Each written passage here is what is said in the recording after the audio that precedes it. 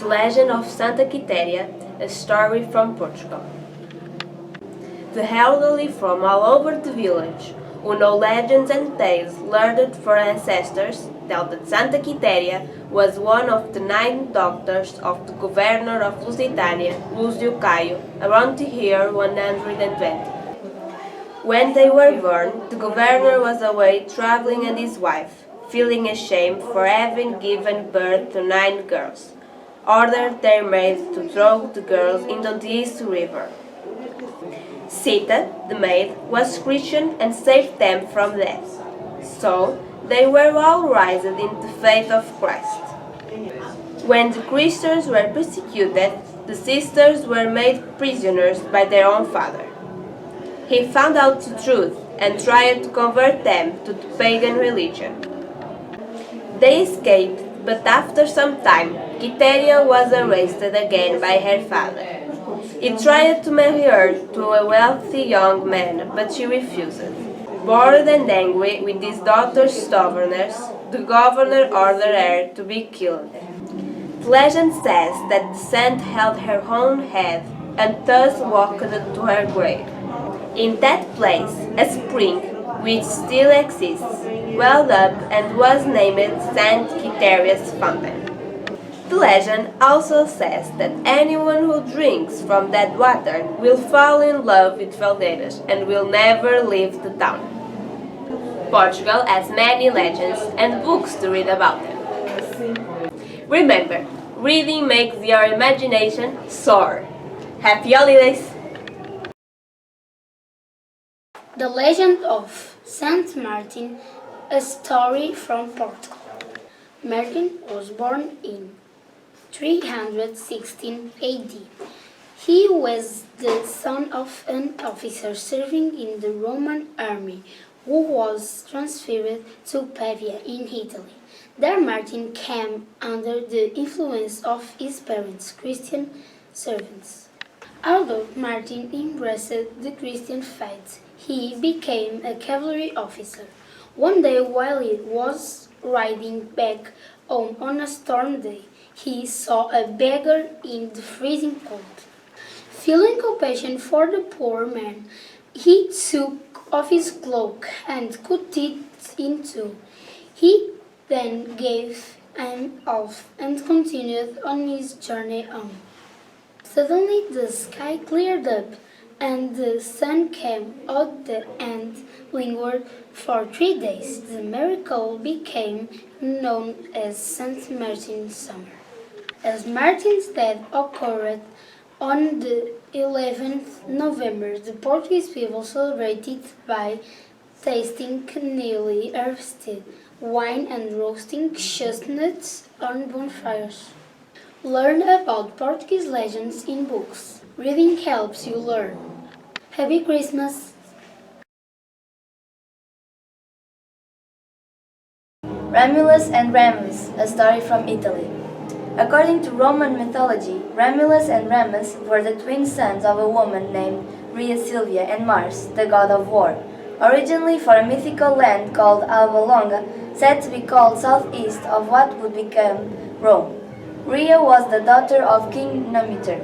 When the throne was stolen by the king's younger brother Aemilius, Rhea was forced to become a priestess of the Roman goddess Vesta. Aemilius hoped that this would prevent her from having any children to challenge his power. However, upon hearing that Rhea was pregnant, Aemilius attempted to have the twins drowned in the Tiber River. He had them placed inside a woven basket that was thrown in the river, believing they would drown. Miraculously, Romulus and Remus survived and washed ashore. The helpless infants were then found and nurtured by a she-wolf. Eventually, a shepherd named Faustulus found them and took them home. The twins were then raised by the shepherd and his wife, and they became shepherds themselves. Once they were told of their tragic background, however, the twins attacked King Aemilius and restored Numitor to the throne. They left Alba Longa seeking to found their own city, and each set out to found the best locality. The brothers quarreled over the location of the foundation of their new city. Romulus wished to start the city on the Palatine Hill, while Remus wished to found it on the Aventine hill. The brothers remained at a standstill and continued to quarrel until Romulus began to dig trenches and build walls around his hill, the Palatine Hill. In response to Romulus' contraction, Remus made continuous fun of the wall and his brother's city. In response to Remus' mockeries and from jumping over his wall, Romulus, angered by his brother's belittlement, killed him. Remus' death and founding of Rome are dated to April 21st, 753 BCE. After a long life, Romulus mysteriously disappeared in a whirlwind. Several eyewitnesses claiming that he ascended to the heavens to become a god. You can find out more about this legend in your nearest library. Don't forget to read! Merry Christmas! The Legend of Saint Mark Archangel, a story from Italy. According to legend, the city of Cerveteri was a prosperous land ruled by Prince and Princess Ruspoli and protected by angels who could be seen around the village. However, the wealth of this region soon attracted the Saracens who attacked the city. The population, scared and desperate, started praying for divine intervention. When the Saracens landed, a thick fog descended, raised by the angels. However, they kept on advancing towards the city, led by the sound of the church bells. The Archangel Saint Michael, seeing this, assisted the town by silencing the bells. The Saracens, feeling lost in the fog, decided to leave. When the enemy was far enough, a young priest went up the church tower to understand why the bells had stopped. He discovered the distinct mark of a hand on the dark iron of the bells. This miracle was officially acknowledged by the Pope, and Saint Michael was named patron of Cerveteri. Discovered Italy through its legends. Read Merry Christmas! The Maintenance Castle, a story from Turkey. Once upon a time, there was a king who had a beautiful daughter, but a prophecy predicted she would die of a snake bite. To keep her from harm, the king built a castle in the sea, so his daughter would be safe from snakes. The dear princess got fresh fruit brought to her every day. Somehow, a snake ended up in one of the baskets and the prophecy was fulfilled. And so goes the legend of the Maiden's Castle. You can read these legends and others in the nearest library. Keep reading. Merry Christmas! Nasreddin Noche and the Pot, a story from Turkey. One day, Nasreddin borrowed the pot from his neighbor Ali. The next day, he brought it back with another little pot inside. "That is not mine," said Ali. "Yes, it is," said Nasreddin. "While your pot was with me, it had a baby." Some time later, Nasreddin asked Ali to lend him a pot again. Ali agreed, hoping that he would once again receive 2 pots in return. However, days passed and Nasreddin had still not returned the pot. Finally, Ali lost patience and went to demand his property. "I am sorry," said Nasreddin. "I can't give you back your pot since it has died." "Died?" screamed Ali. "How can a pot die?" "Well," said Nasreddin, "you believed me when I told you that your pot had had a baby." "The pot can have a baby, it can die too," said Nasreddin. In the end, the neighbor understood that greed can make you lose everything. There are many books about Turkey's legends. Reading is good for the mind. Happy holidays!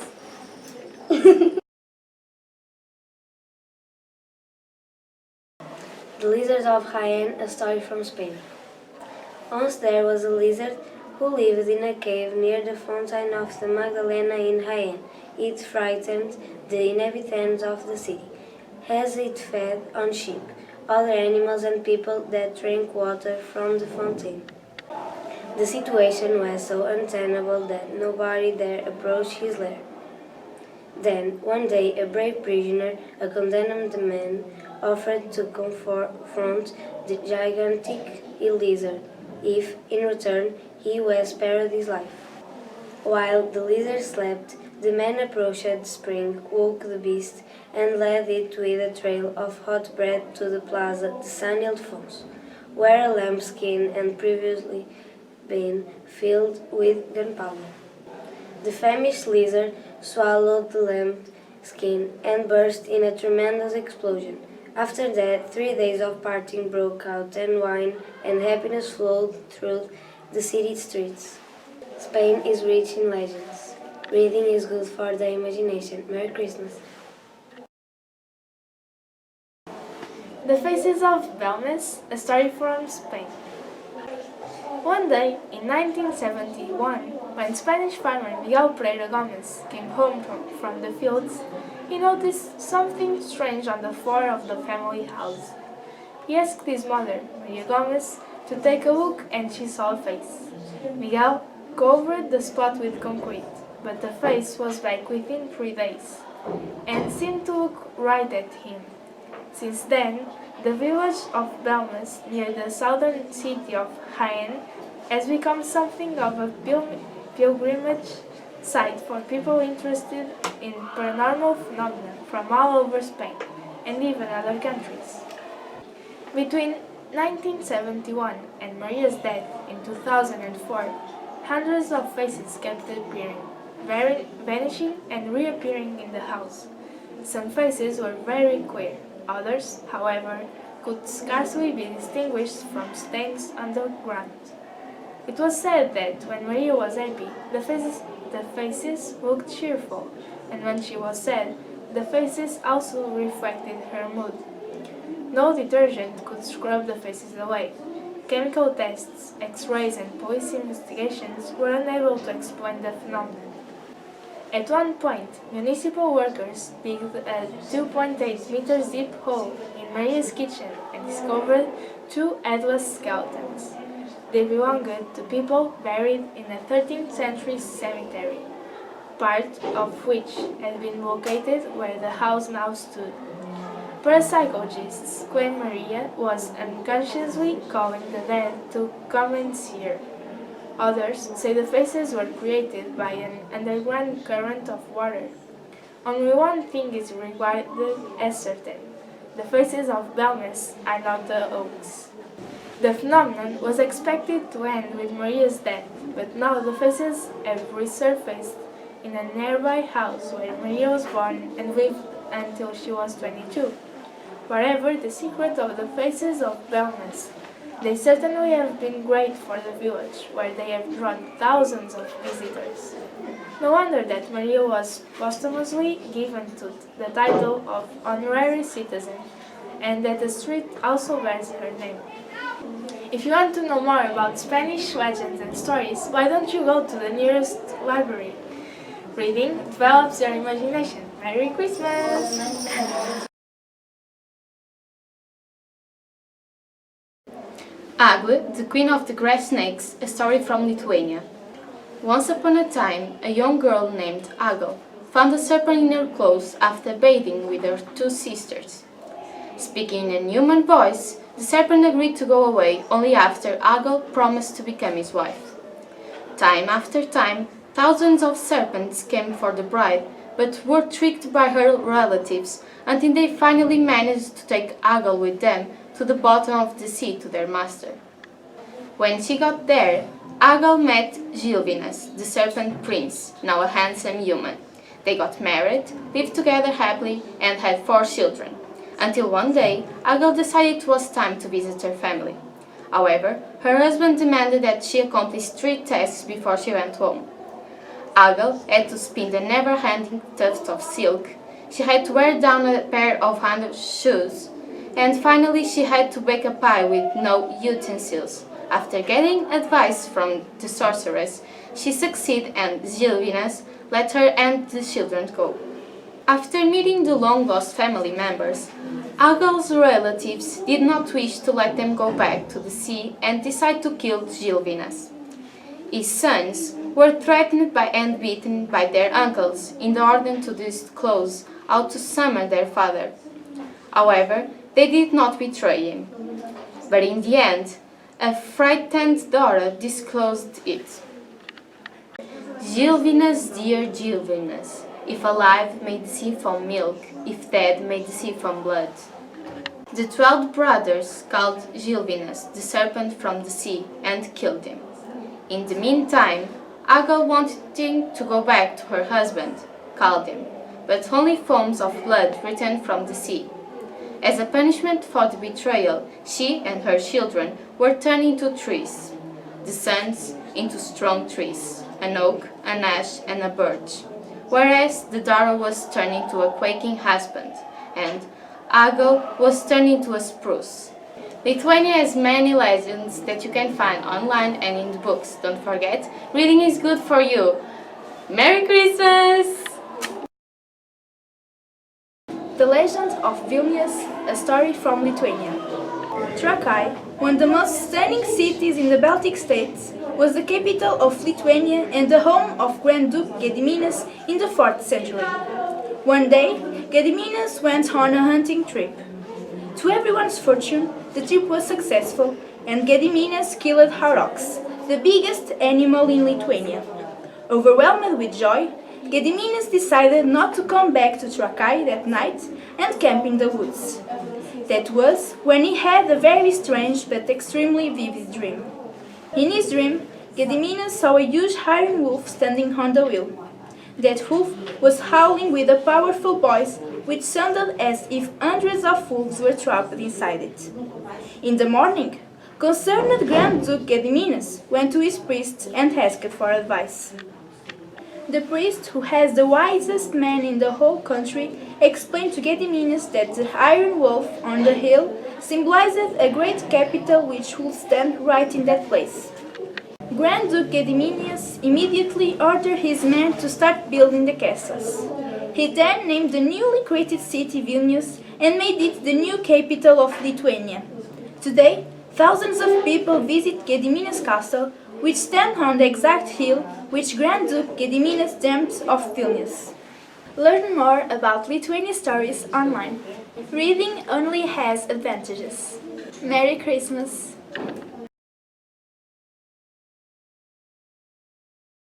The story of Budulinek, a story from Czech Republic.